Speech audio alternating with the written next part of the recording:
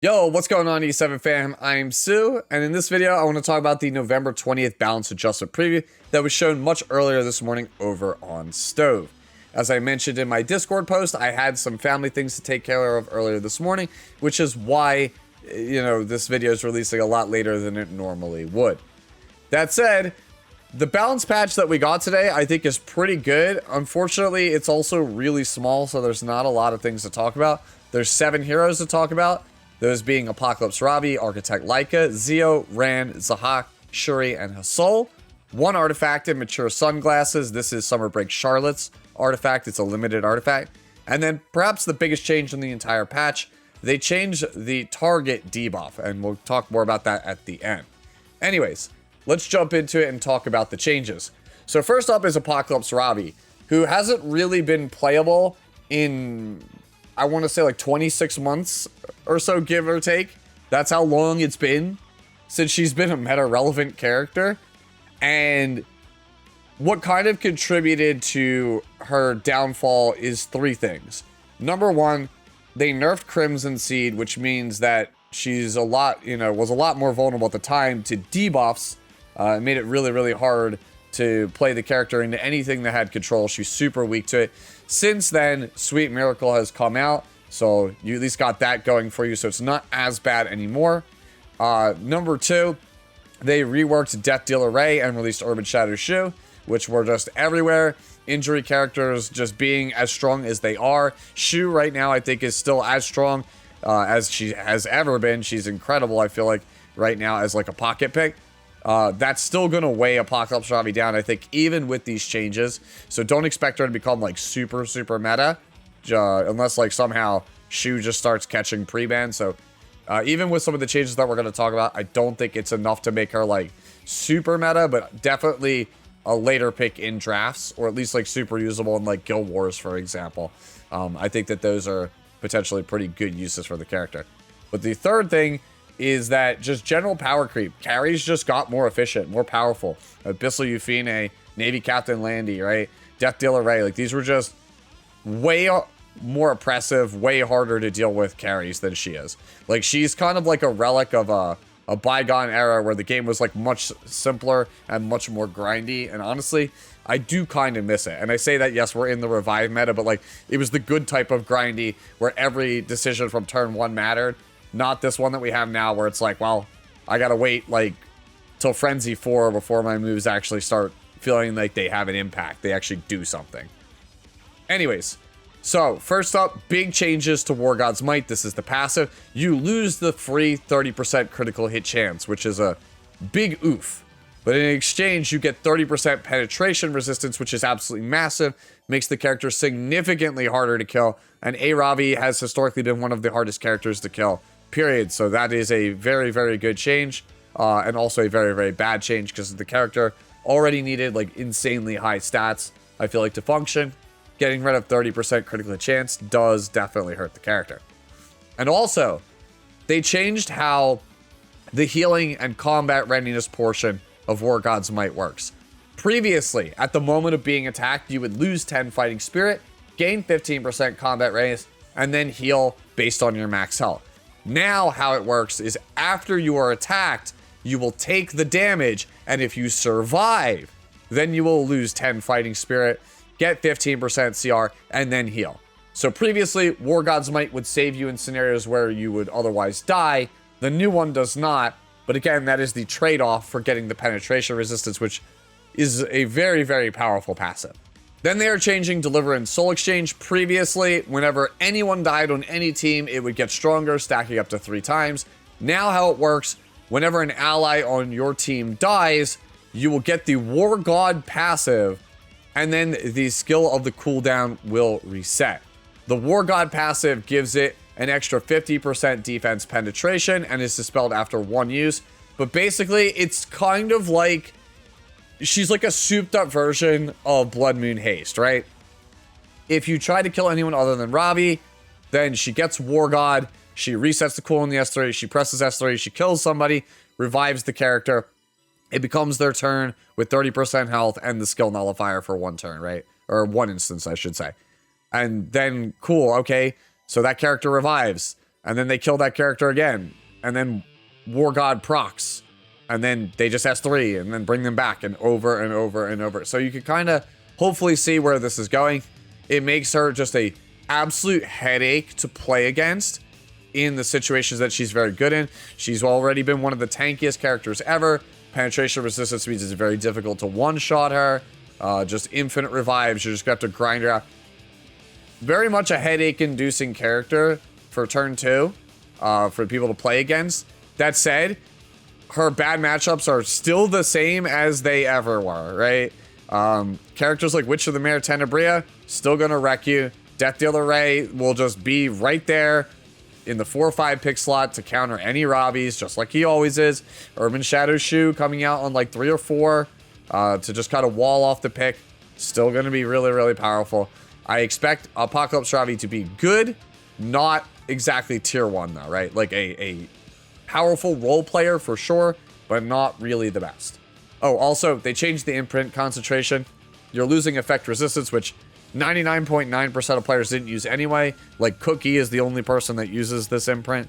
Now you're getting 17% crit chance, which sounds awesome until you remember that you lost 30% crit hit chance to begin with. So you're still net 13 in exchange for getting a tankier character that's way more frustrating to play against. Next up is Architect Leica, and this is the one that I called on the podcast this week. Shocker. It's not really that big of a surprise. I feel like they teased this back in January, and this is kind of like the last balance patch of the year. So if she wasn't here, then what are we doing, right? So Architect Leica is famously just bad Straze, because she has all of the problems that Straze has, but more, in that her S2 gets shut down by Politis, by Abyssal Euphine. It can be 15%ed. You're basically locked into playing Book for the character to do anything. And oftentimes, even though she does what Straze does, he does a little bit more because he gets the follow-up turn with the Destructive Gaze, so on and so forth. And she, unlike him, can't really be used to farm at warp speed for like PvE content. And she's like way riskier than he is in Guild Wars, so she's just bad Straze. That's kind of how she's always been. So now, S1 removing variables gets a speed multiplier. Whatever. It's a gimme. Nobody was using this move anyway. Laying the groundwork was now changed also. Previously, you would get 50% combat readiness when you use the move, and if it inflicted target on the actual character, you would get an extra 50% combat readiness. So effectively an extra turn, assuming that target actually landed, and they didn't have Politis or Abyssal Euphine on the other side. So now what laying the groundwork does is you get the attack buff that normally was on the S3 for 2 turns being moved to this skill, and then also immunity for 2 turns, so that way the red Politis feels way worse with the Abyssal Crown because they can't really stun you or do anything to you that way. And then also to really hammer it home that they just want to make sure you can't play red Politis into this, it grants an extra turn. So okay, it just kind of gets rid of the issues with laying the groundwork. You still need to play Book to guarantee it, but okay. And then eliminating the target. It still doesn't have 100% defense pen. It's still only 80% if it hits a target. But hey, it has Extinction now. So it's just easier to set up, right, overall. That's kind of, and it inflicts Extinction, which honestly, we kind of desperately need in the Revive meta, so I'll take it. Very, very important. I think we'll probably talk about this now. We'll jump down to it because this is really important for Leica compared to other characters. We'll just scroll all the way down here to the changes to target. So previously, target would increase the damage dealt to the targeted enemy by 15% and decreases their evasion by 15%. Now it decreases the evasion by 50%, which means that just like how I was saying in my Saria impressions video, that they're like, okay, we want to make sure that this character completely hoses the dodge units and then also hoses the counter units because of invincibility. Architect Leica is the cleave character now you play to not only hose the dodge characters, but also hose the revivers because of Extinction, right? So that's kind of how this whole thing works. Overall, again, I think this is a good set of changes for Leica. It gives her at least a niche role in the meta. Cleavers will probably be really happy with this, but overall, it's not I don't think it's as impactful, as good as the Ravi changes. Next up is Zio, who has like a 42% win rate right now. And honestly, I think he's felt pretty mid for a while now. It's why I put him really low on my like selectors and stuff very recently.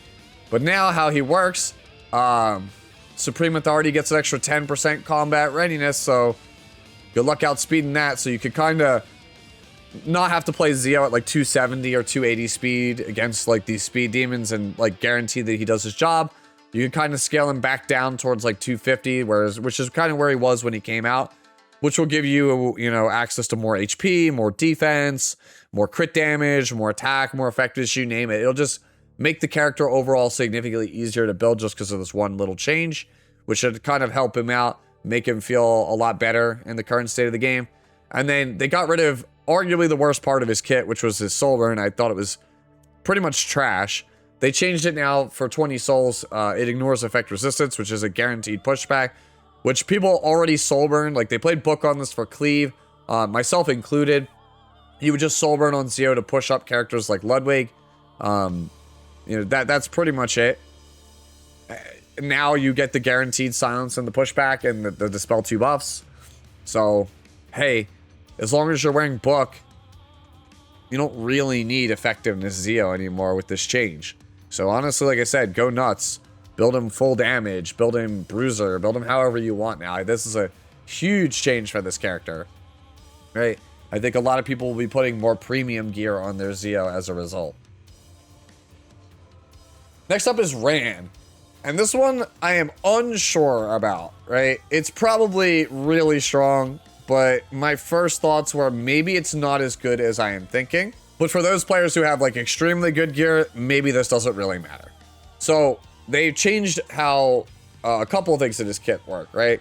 So previously, Instant Blade gave the skill nullifier. It no longer does. It was moved to the S2 Mental Focus, which means that he could kind of tank hits a bit better from things like Politis or Green Celine.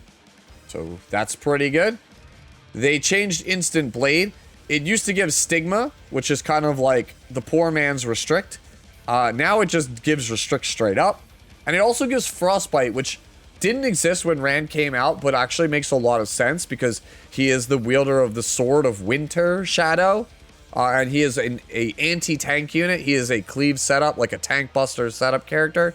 So him having Frostbite is 100% lore accurate, and I 100% am here for it, even though I'm going to be on the receiving end of it 99% of the time. But this other change here is very, very interesting. So now, he only defense breaks if he crits. So that's a big, big change, right? And now, some people say that doesn't really change much, right? Because Frostbite and Restrict is a huge buff to the character. Skill Nullifier on Mental Focus is a nice buff as well. But changing the defense decrease to crit is going to be a little bit weird. Because for some people, they don't have the quote-unquote real Ran. If you guys have been playing long enough, you know the difference between a real Ran and a fake Ran.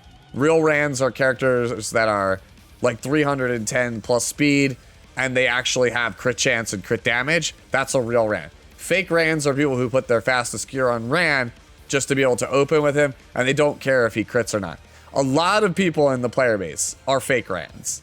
So by having Instant Blade require you to land a crit now, I feel like there will be a far less, real Rans out there than maybe I'm anticipating. That said, you always could put a crit necklace on the character, and the imprint concentration, as you can see here, is 17% crit chance. So it is possible to get him to 100% crit chance fairly easily. It's just, do you have the speed and the crit chance? On top of that, there are characters like Navy Captain Landy and also Wretched Rose that could totally hose this character, right? If you try to go for S3 and it doesn't crit a key character, even if you soul burn it, that's kind of bad, right? That's kind of really, really bad. So that's why I am unsure as to how good this set of changes is, because the skill nullifier, Frostbite, and Restrict are all incredible for him. The imprint change is incredible for him. But changing Death Break to be tied to a crit is like, oh, that gives a lot of counterplay. But because of that, it's not a guaranteed broken thing like it was in the past. So I'm just really not sure. I feel like people will still, kind of stay with Briar with Chessaria unless they have really, really good gear. But I don't know. I'm not a cleaver. Only time will really tell. Maybe cleavers, the Higos of the world think this is an insane change. And maybe I'm wrong. Who knows? Next up is Zahak. So first up is Vulnerability Exposed. This is the S1, I believe. So it now has hit chance and crit hit chance on the move, which is good because previously only the S3 had 50% crit chance and hit chance, and the S1 only had 50% crit chance. I guess they didn't want to make it too good. So sure, this just, lets him be an anti-dodge unit, which is good because he kind of falls in this all right speed threshold of 270 to 290 based on how you build him. He's like last piece Corinne, right? He has a spot. It's just I feel like it's really hard to use. I don't think this increases his usability, but it gives him a role. Does that make sense? He has a purpose now, but it doesn't make him any easier to be picked. So the other change was to Elaborate Plan, which is the S2, right? So before, it would dispel 2 buffs from an ally you targeted as well as Zahak, and then push both of those characters by 15%. So now, it dispels 2 debuffs from a target ally, one ally, and increases their combat readiness by 30%. So you kind of have to pick and choose. If you want the dispel on Zahak himself or the CR push on Zahak himself, you have to choose that, right? And then also gives an attack buff and a hit chance buff to Zahak for 3 turns, meaning that there's no way you are dodging him after he uses Elaborate Plan, right? He uses it, he gets the buffs, he already had hit chance. Basically, if your opponent is playing any sort of dodge character, even if it's Afternoon Soak Flan, this is almost assuredly hitting, right? S3 has 150% hit accuracy after you use Elaborate Plan. That is so, I'm not saying it's impossible, right? You could dodge it if you had, Afternoon Soak Flan and Setsuka on the same team, right? You have, what was that, a 30% chance to dodge at that point. But 99% of the time, other cases, Zahak's hitting you. You're just getting hit. So that's a really good set of changes because he's fast and he's a glass cannon. And he kind of, the biggest thing I think here is Guild Wars. We'll see Setsuka disappear overnight from Guild Wars, which honestly will make Guild Wars a lot more fun. Because I don't know about you guys, but I'm just so tired of playing Guild Wars when Lady of the Scales and Setsuka is on every defense. So if for nothing else, I'm here for that. Exclusive equipment here changed, right? So instead of getting the attack buff on Elaborate Plan, since it's now built in, increases damage dealt by Vulnerability Exposed by 10%. So you get an extra 10% on the S1. That's cool. I mean, this move already does a ton of damage, especially on the Soul Burn. So if you want to do even more hilariously high damage, then you can choose this one. Next up is Red Shuri. Admittedly, Red Shuri is always going to be a character that's good. Because he gives CR generation for a lot of PvE fights, which makes him always super, super valuable. He has one of the best speed imprints in the entire game, so cleavers are always going to want him, right? That alone means that he's always just going to have a role. That said, they did change a couple of things here now. So S1 no longer inflicts poison, so rip my Abyss 92, Floor 92 guide. Can't really use that there anymore, so sorry. I guess I'll make a pinned comment on that video. Damage dealt increases proportional to target's max health. A critical hit will double the amount of focus gained. So basically, it's kind of hey, it doesn't poison anymore, but it has built-in DDJ, kind of Commander Lorena, because I think they realized that most people who are playing Shuri, they're playing him in PvE. Otherwise, they're using him for his basically his speed imprint, and then the artifact Sachet Thanes for the CR push, right? That's kind of it. The other big change here, Explosive Gentleman. It's just you start with 3 focus now, and his moves give the focus as opposed to getting focus when he crits. And then S3 The CR pushback, the 30% CR pushback when it's fully charged, now ignores effect resistance. That's basically the gist of what he got here. He's overall the same character for PvP that he's always been. He hasn't really changed much at all there. He's just better for certain PvE fights and he's worse for others. That's kind of what it is. And then finally we have Hasol for the last character to talk about. And honestly, these ones are pretty baffling. Anytime a 3-star gets changes, I'm always thinking it's because like a specialty change is coming.